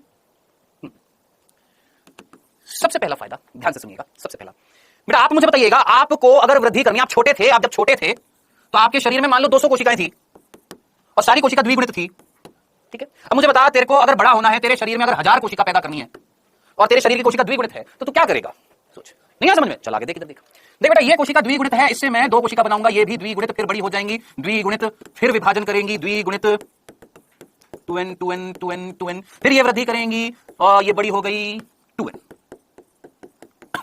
ये कंडीशन है, दिस इज कॉल्ड समसूत्री।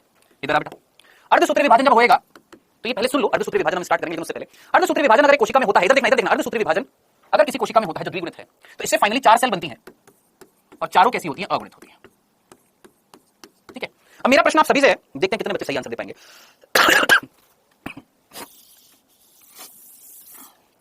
समसूत्री विभाजन जब इस कोशिका में हुआ था तो 2 कोशिका बनी थी, अर्धसूत्री विभाजन जब इस कोशिका में हुआ था तो 4 कोशिका बनी थी। क्या समसूत्री विभाजन जब इस कोशिका में हुआ था तो 2 कोशिका बनी थी, अर्धसूत्री विभाजन जब इस कोशिका में हुआ था तो 4 कोशिका बनी थी। आप मुझे बताइएगा, अगर मुझे वृद्धि करानी है, इमेजिन कर, अगर मुझे ग्रोथ करानी है, मुझे वृद्धि करानी है, मुझे शरीर को बड़ा करना है, तो मुझे ज्यादा से ज्यादा सेल चाहिए, नंबर ऑफ सेल्स बढ़ती जानी चाहिए, ज्यादा से ज्यादा सेल चाहिए, ज्यादा से ज्यादा कोशिका चाहिए। मांगरू जल्दी से मुझे बता, कौन सा विभाजन करूंगा, इस विभाजन में तो 2 बन रही है, इस विभाजन में 4 बन रही है, बता कौन सा विभाजन करूंगा, ये करूंगा कि ये करूंगा, बोलो आंसर बताओ, बताओ आंसर, ये करूंगा कि ये करूंगा।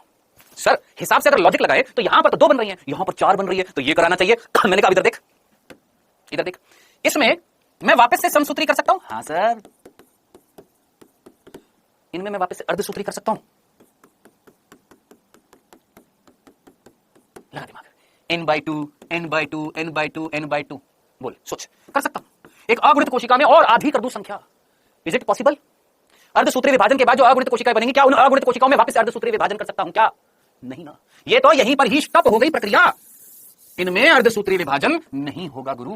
तो अब मुझे बता, बन यहां पर एक विभाजन से 4 रही थी, यहां पर 2 रही थी, लेकिन इसमें तो आगे विभाजन हो ही नहीं पाएगा अर्धसूत्री। तो मुझे वृद्धि अगर करानी है, वृद्धि अगर करानी है, सोच, अगर वृद्धि करानी है गुरु, वृद्धि करानी है, वृद्धि करानी है, तो बता मेरे बांगड़ू यहां पर कौन सा विभाजन होगा, सोच, समसूत्री विभाजन होगा क्या कराने के लिए, वृद्धि। अब आप में से कईयों का माथा खनकेगा, चमकेगा, धमकेगा, क्या कि सर ठीक है, यहां पर आपने समसूत्री से वृद्धि करा दी है, लेकिन सर इस वाली कंडीशन में यहां पर युग्मनज कैसा था, द्विगुणित था। मैंने कहा था ना, युग्मनज कैसा, इधर focus focus focus focus focus, इधर देख, यहां पर युग्मनज कैसा था, युग्मनज है, युग्मनज कैसा था सर, जाइगोट कैसा था, द्विगुणित था, हाँ सर। अर्धसूत्री विभाजन कराया तूने, हाँ सर। अर्धसूत्री विभाजन करने से 4 कोशिका बनी, हाँ सर। अगुणित अगुणित अगुणित, हाँ सर। अब इमेजिन करें 4 अगुणित कोशिकाओं में वापस से अर्धसूत्री विभाजन कराएगा कि समसूत्री विभाजन कराएगा, ये बॉडी बनाने के लिए, तो ये बॉडी बनाने के लिए, ये बॉडी बनाने के लिए, ये बॉडी बनाने के लिए, आनंद कुलदीप इधर फोकस कर, ये बॉडी बनाने के लिए, बॉडी कैसी है, अगुणित है, और कोशिका कैसी बन गई, अगुणित है। अब बता यहां पर कौन सा विभाजन कराएगा इनमें, सर समसूत्री कराएगा। तो बांगड़ू दिमाग लगाना, हट हट हट, हाँ, यहां पर अगर समसूत्री विभाजन कराएगा, दिमाग लगा, इन 4 कोशिका में समसूत्री कराएगा, तभी तो वृद्धि होएगी, बॉडी तभी बनेगी,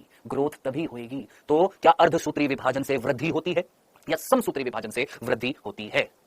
दिमाग लगा फटाफट, संजना सिंह जल्दी से सोचो, सोचो, वृद्धि अगर करानी है, ग्रोथ अगर करानी है, क्या तुम अर्धसूत्री विभाजन करोगे कि समसूत्री विभाजन करोगे? आंसर तुमको मिल गया होगा। तो पहला महत्व तुमको इतना समझ में आ गया होगा कि समसूत्री विभाजन का पहला फायदा क्या करानी है गुरु, अगर वृद्धि करानी है तो क्या कराना पड़ेगा, समसूत्री विभाजन करना पड़ेगा। डन, सिंपल, कोई दिक्कत नहीं थी। चलिए जी आगे बढ़ते हैं। अब इसी के साथ दूसरा बिंदु, अब दूसरा बिंदु समझने के लिए जरा वापस से पहले लेक्चर पर आना। कितने बच्चों को पहला लेक्चर पढ़ा इस चैप्टर का? क्या आप लोगों ने पहला चैप्टर पढ़ा इस चैप्टर का? क्या बोल रहा हूं, क्या आप लोगों ने पहला लेक्चर देखा इस चैप्टर का? पहला लेक्चर आपको याद आ रहा है? कोशिका ने विभाजन क्यों किया था? एक कोशिका ने विभाजन क्यों किया था?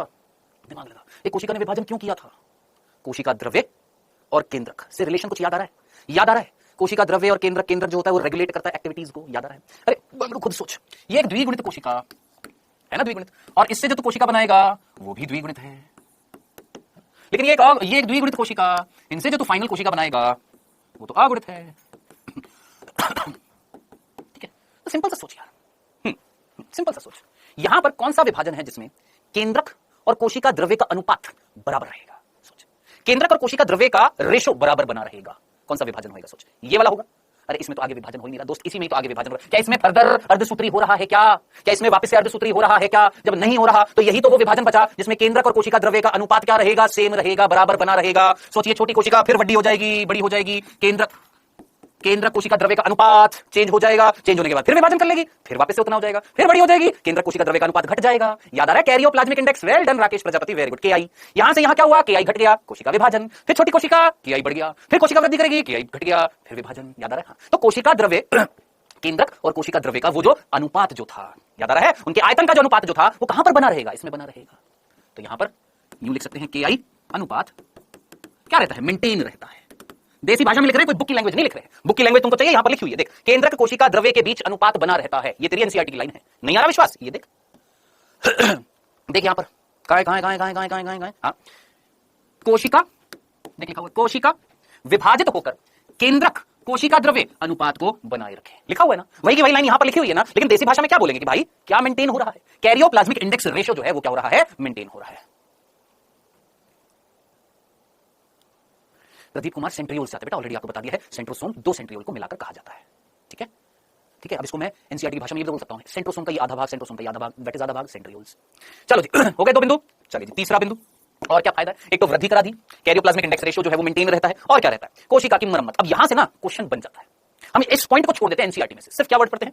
सोचे कोशिका अगर मान लो यहां पर ये मेरी बॉडी की सेल्स थी, ये मेरी बॉडी है, और इस बॉडी में यहां पर ऊतक मिल रहा था, और इस ऊतक में यहां पर ये कोशिका जो थी ये डैमेज हो गई है, खराब हो गई है, कुछ नुकसान हो गया इस कोशिका को, है ना? अब ये कोशिका को अगर नुकसान हो गया गुरु, तो ये कोशिका यहां से नष्ट हो जाएगी। तो आप मुझे बताइएगा, अगर ये कोशिका यहां से नष्ट हो जाएगी, इसको यहां से नष्ट करने के बाद ये जो खाली जगह इसको भरने के लिए क्या करना पड़ेगा? इस जगह की मरम्मत करनी पड़ेगी। इस जगह की मरम्मत कैसे होगी? जब यहां आसपास की कोशिका विभाजन करेंगे। कौन सा विभाजन करेंगे भाई? यार किसी पिटी लाइन है यार, क्या करना पड़ेगा दोस्त? समसूत्री विभाजन करना पड़ेगा कि अर्धसूत्री कराएगा यार? सोच, समसूत्री। तो सीधी सी बिंदु है कि भैया मरम्मत करने के लिए क्या करने के लिए? शरीर की मरम्मत करने के लिए क्या करना पड़ेगा?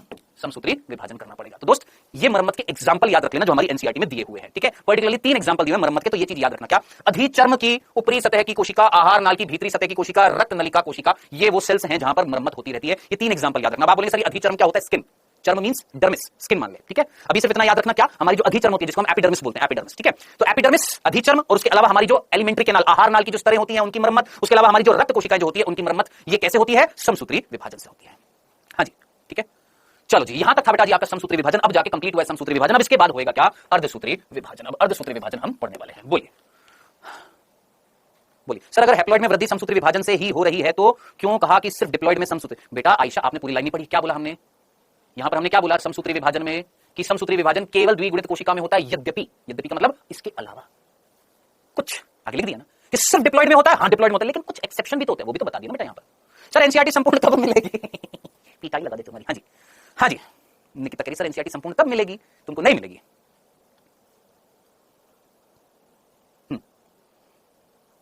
सर जूलॉजी और बॉटनी की क्लास अलग चला दो।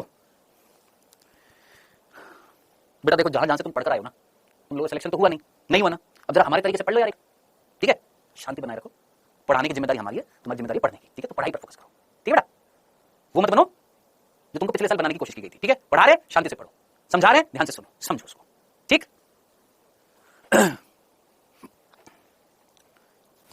क्योंकि जब घोच-पोच हो जाएगा ना, मैं 1.5 घंटे तेरे को बॉटनी पढ़ाऊं, 1.5 घंटे तेरे को जूलॉजी पढ़ाऊं, ना तो इधर करेगा ना तो उधर करेगा, ये कभी भी पैटर्न नहीं होता है पढ़ाने का। और मेरे को पता है कई जगह ऐसे पढ़ाया जाता है, और जहां पढ़ाया जा रहा है ना हमको अच्छे से पता है कैसे पढ़ाई जा रही है बायो। ठीक है, आज मैंने तेरे को थोड़ी सी बॉटनी पढ़ा दी, एक दिन बाद मैं तेरे को फिर जूलॉजी पढ़ा देता हूं, ना तो बॉटनी करेगा ना तो जूलॉजी करेगा, ना इधर का ना उधर का। तो थोड़ा सा पेशेंस रखो, शुरुआत हुई है उसको ध्यान से पढ़ो, नींव तो स्ट्रॉन्ग कर, अपनी बेसिक्स तो क्लियर कर। एक क्वेश्चन दे दिया ना, हिल जाएगा माथा। दे क्वेश्चन, दे दे, चलो देते हैं। आइए एक क्वेश्चन सिंपल सा पूछ रहे हैं आपसे, हालांकि ये क्वेश्चन आपको मैंने मॉड्यूल में भी दे दिया है, ध्यान से सुनिएगा। अगर एक 100 ml के फ्लास्क में 50 ml तक कोशिकाओं का समूह मिल रहा है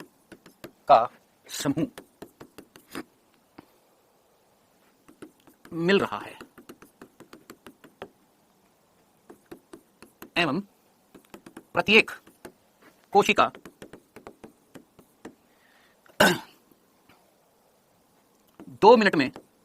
2 मिनट में दुगनी हो जाती है, 2 मिनट में दुगनी हो जाती है।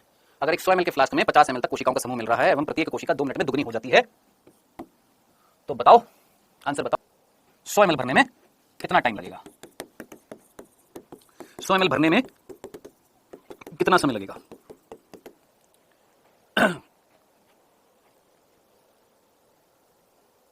नहीं, ये क्वेश्चन गलत है। रुक जाओ, मैंने क्वेश्चन गलत लिख दिया। अगर एक सेकंड,